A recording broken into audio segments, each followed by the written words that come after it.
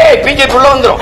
ஏய் ஏய் ஆர்எஸ்எஸ், ஏய் பிஜேபி, ஏய் பிஜேபி பி டீம் கி டீம் இங்க சைடுல கூப்பிட்டு இப்படி கேவலம். இத போய் பேச்சு பிஜேபி வந்துரும். பிஜேபி வரக்கூடாது, காங்கிரஸ் வரலாமா? இந்த நாட்டில் தமிழ் மக்கள் படுகிற அவ்வளவு துயரத்திற்கும் காரணம் யாரு? காங்கிரஸ். தமிழர் என்றால் யார் யார் தமிழர்னு கேக்குறீங்க. சரி, திராவிடர் என்றால் யார் யார் திராவிடர்னா பதில் சொல்லுங்க. நான் யார் யார் தமிழர்னு சொல்லுங்க. மதவாத கட்சியை முதல்ல கதவை திறந்து கூட்டிட்டு வந்த ஆள் யார்? கோலம் போட்டு அப்படி வாசல்ல பூசணியில பூ வச்சு வர வச்சது யாரு? இந்த பிஜேபி எதிர்ப்பு, திராவிட இந்த திமுகவோட பிஜேபி எதிர்ப்பு, இந்த ஆரிய எதிர்ப்பு, எங்களெல்லாம் ஆரிய அறிவரடி இது சொறியறது, இதெல்லாம் இவங்க பேசிட்டு இருப்பாங்க காலங்காலமா. நீ பங்காளி, பங்காளி, நாங்க தான் பகையாளி. இந்த ஐயா பாக்கியராஜ் சின்ன வீடுன்னு ஒரு படம் எடுத்திருக்காப்ல. அந்த படத்தை நீங்க சுவரொட்டியை பாருங்க, இப்ப கூட தட்டி பாருங்க. அந்த அம்மாவை, அந்த கல்பனாவை இப்படி கட்டி பிடிச்சுக்கிறாப்ல. இப்படி இந்த அம்மாவை இந்த பக்கம் பார்க்க விட மாட்டாப்ல. இப்படி கட்டி பிடிச்சிட்டு இந்த பக்கம் சின்ன விட ஒரு அப்பாட்டி ஒரு அம்மா வச்சிருப்பாப்ல. அந்த அம்மாவுக்கு பூவை கொடுத்துருப்பாப்ல. இதுக்கு பேர் என்ன தெரியுங்களா? திராவிடத்தின் ஆரிய எதிர்ப்பு. பிஜேபியை நுழைவிடாம எதிர்க்கிறது. இங்க வந்து எங்களை அப்படி மறைச்சு முகத்தங்கிட்டு பார்க்க விடாம ஏய் பிஜேபி உள்ள வந்துரும். ஏய் ஏய் ஆர்எஸ்எஸ், ஏய் பிஜேபி, ஏய் பிஜேபி பி டீம் கி டீம் இங்க சைடுல கூப்பிட்டு இப்படி கேவலம். இத போய் பேச்சு நீங்க ராஜ்நாத் சிங் ஐயா வந்து ஒய்எம்சிஏ மைதானத்தில் ஐயா கருணாநிதி அவர்கள் பணத்தை வெளியிடும் போது 5 ஆண்டு கால பாரதிய ஜனதா ஆட்சியை நிலைக்க வச்சு நாடெங்கிலும் பாரதிய ஜனதா வேலுன்றதுக்கு பரவுவதற்கு காரணமா இருந்த பெருந்தகைன்னு சொன்னாரா? இல்லை. காணொலி உங்களுக்கு அனுப்பிட்டா நீங்க போடுறீங்களா? இல்ல, நீங்க எல்லாம் தான் ஒளிபரப்புனீங்களே. ஏதோ சும்மா சொல்லிக்கிட்டு இருப்பாங்க, தம்பி உள்ள வந்துரும் உள்ள வந்துரும். உள்ள எங்கிட்டு வரும்? நீங்க ஒரு பேச்சு, நீங்க ஈவேராவை எதிர்த்தால் ஆரி அந்த பிஜேபி மதவாத கும்பலுக்கு வாய்ப்பு, அது வளர்ந்து வரும். எப்படி வளரும்? இந்த செடிக்கு தண்ணி ஊத்துனா இந்த செடி தான் வளரணும்னு சொல்லணும். இந்த செடிக்கு நீங்க தண்ணி ஊத்துங்க, இந்த செடி வளர்ந்துரும். சீமானுக்கு போட்டா பிஜேபி வந்துடும். டேய், எனக்கு போட்டா நான் தாண்டா வருவேன். இந்த அடிப்படை அறிவு கூட இல்ல. நம்ம வீட்டுல சுவிட்ச் போட்டா அந்த வீட்டுல எரியுங்கிறது. ஒரு கூமட்ட கூட்டத்தை வச்சுக்கிட்டு நீங்க என்ன தேவை பேசிட்டு இருக்கிறது. எங்க எதிர்த்தாம ஒரு ஈடின்னு போடுங்க. ஈடி இந்தா வர்றேன் மோடி ஓடின்னு போறேன். அப்புறம் போட்டு எல்லாம் தெரிஞ்சுக்கிட்டு என்னை போட்டு கேட்டு பிஜேபி வந்துடும். பிஜேபி வரக்கூடாது, காங்கிரஸ் வரலாமா? இந்த நாட்டில் தமிழ் மக்கள் படுகிற அவ்வளவு துயரத்திற்கும் காரணம் யாரு? காங்கிரஸ். 500 டிஎம்சி 450 டிஎம்சி வந்துகிட்டு இருந்த தண்ணி, காவிரியில் வந்துகிட்டு இருந்த தண்ணியை தரவிடாம தடுத்தது யாரு? வழக்கு போட்டதா ஐயா கருணாநிதி. அந்த வழக்கை திரும்ப பெறுங்கன்னு மிரட்டி அந்த வழக்கை திரும்ப பெற வச்சது யாரு? அம்மையார் இந்திரா காந்தி. கச்சத்தீவை தான் தோன்றித்தனமா எடுத்து சிங்களனுக்கு தாரை வாத்து கொடுத்தது இந்தியாவோடதா அந்த நிலப்பரப்பு? என்னோடது, என் பாட்டன் சேதுபதி எடுத்து கொடுத்தது யாரு? நீங்க. ஒரே ராத்திரியில சினிமாவோ பண்டார நாயக்கா சாஸ்திரி கையெழுத்து போட்டிய மக்களை நாடற்றவன ராத்திரியில இறக்கி விட்டவன் யாரு? நீ. இந்த நிலத்தில் இருக்க நச்சு திட்டம், அணுகுலை, ஸ்டெர்லைட், மீத்தேன் எல்லாத்தையும் கழிச்சு போட்டு கொடுத்தது யாரு? நீ. கல்வியை மாடியில பட்டிருந்து பொதுப்பட்டி தூக்கிட்டு போனது யாரு? நீ. அப்புறம் நீ வந்து புதுசா என்னமோ எங்களுக்கு எல்லாம் நல்ல செய்யப்படுற என்ன செய்யப்படுற? முதல்ல அந்த நாட்டில் இந்திய திணிச்சு, இந்த நாட்டில் என் தாய்மொழி அழிக்க துடிச்சது நீ. என்ன சொல்லுங்க, ஏதாவது சொல்லுங்க. என்ன நீ இதுல இருந்து மாறுபட்டுட்ட? அப்ப பிஜேபி வரக்கூடாது, காங்கிரஸ் வரலாமா? ஒரு தேசிய இனத்தின் விடுதலை கனவை அழிச்சு நாசமாக்கின கட்சி காங்கிரஸ். கண்ணு முன்னாடி என் இனத்தை கொன்று வச்ச கட்சி அதிகாரம் காங்கிரஸ். சிங்களனுக்கு கனவில் கூட என்ன வராது தமிழர்களை வென்றுவிட முடியும்னு அவனுக்கு இரு கரமும் கொடுத்து, வட்டி இல்லாத கடனை 80,000 கோடியை கொட்டி கொடுத்து, ஆயுதம் கொடுத்து, பயிற்சி கொடுத்து, போர்க்கப்பலை கொடுத்து என் மக்களை அழித்து ஒழிக்க வைத்தது இந்த காங்கிரஸ் கட்சி. அதன் ஆட்சி கூட நின்னது இந்த திமுக. நீங்க பேசிக்கிறீங்க இந்த காங்கிரஸ் இனத்தை கொண்டு வச்ச காங்கிரஸ் வரலாம்?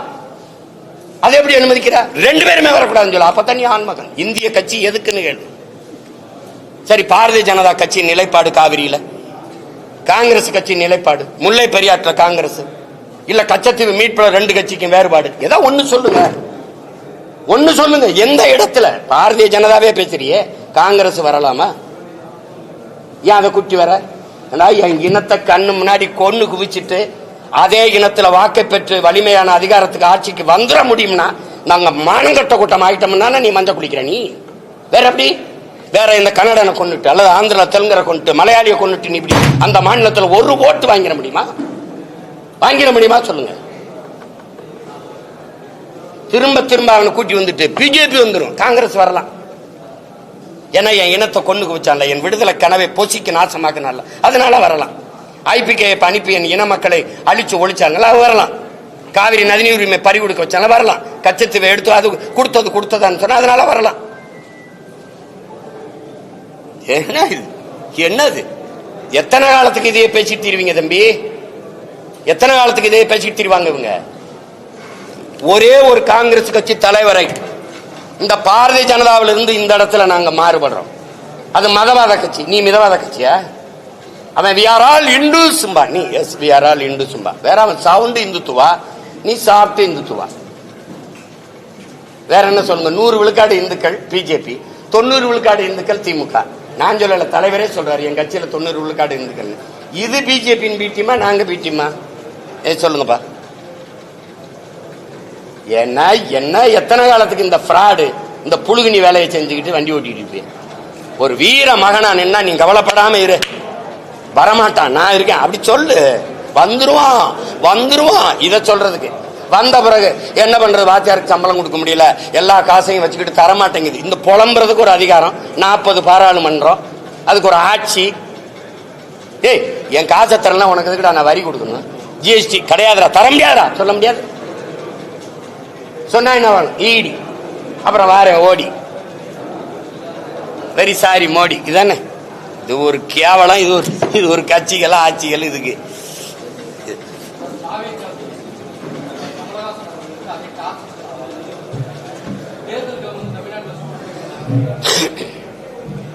சூடு எங்க பிடிக்குது? நேத்து கூட மழை தான் பெஞ்சிருக்கு.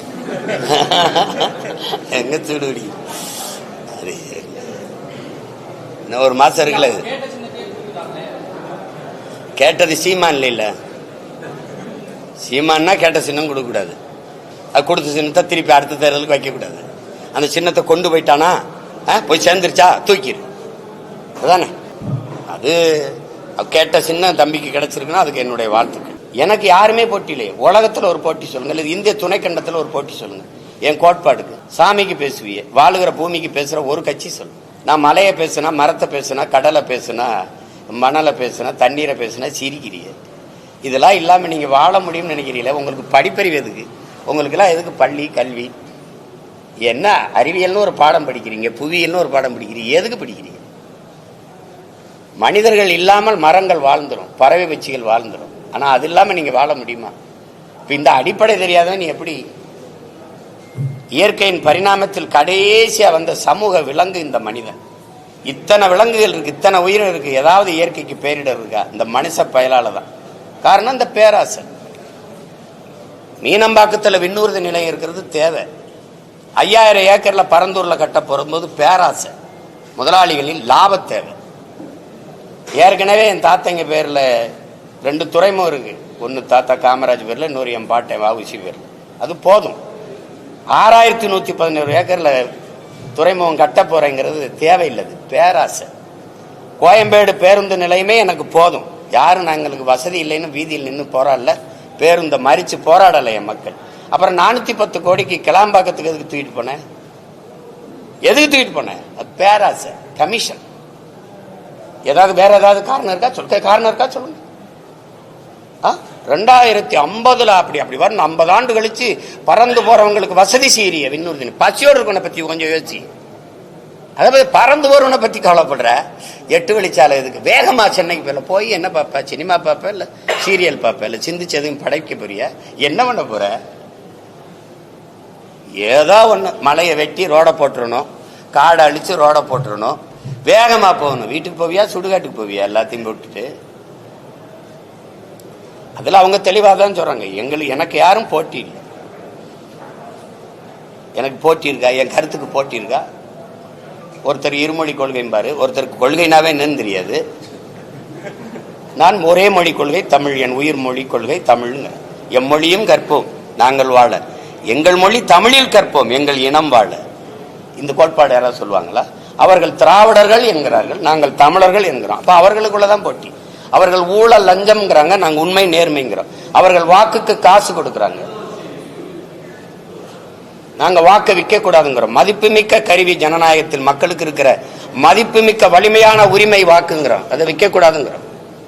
என் மக்களை வாக்கை விற்கிற சந்தையா மாத்தினது யாரு? இந்த கட்சிகள். ஓட்டுக்கு காசு கொடுக்கிற கட்சிகளுக்குள்ள போட்டி. அப்ப அவங்க சரியா தானே சொல்றாங்க, நான் வாக்குக்கு காசு கொடுக்க மாட்டேன்.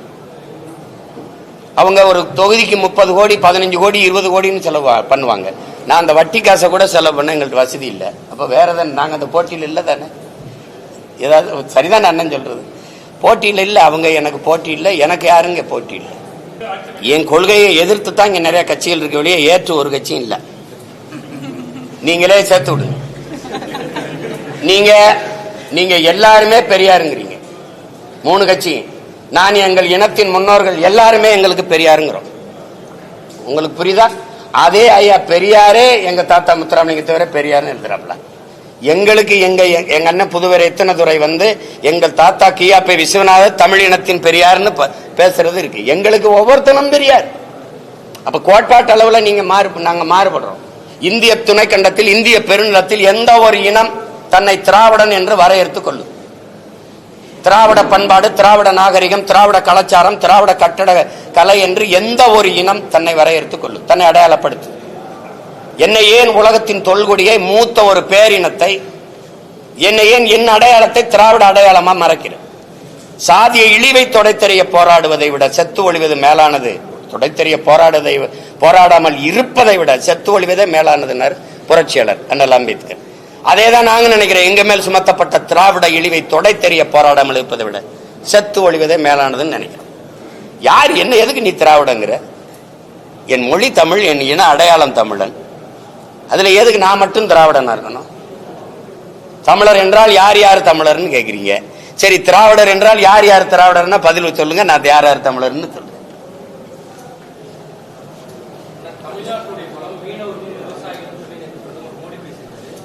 இல்ல அவரு தம்பி கேட்டதுக்கு சொல்லிடுறேன். ஒரு கத்தரிக்காயை நீங்க விளைய வைக்கணும்னா அதுக்கு எவ்வளவு காலம் கொடுக்குறீங்க? ஒரு தக்காளியை விளைய வைக்க எவ்வளவு காலம் கொடுக்குறீங்க?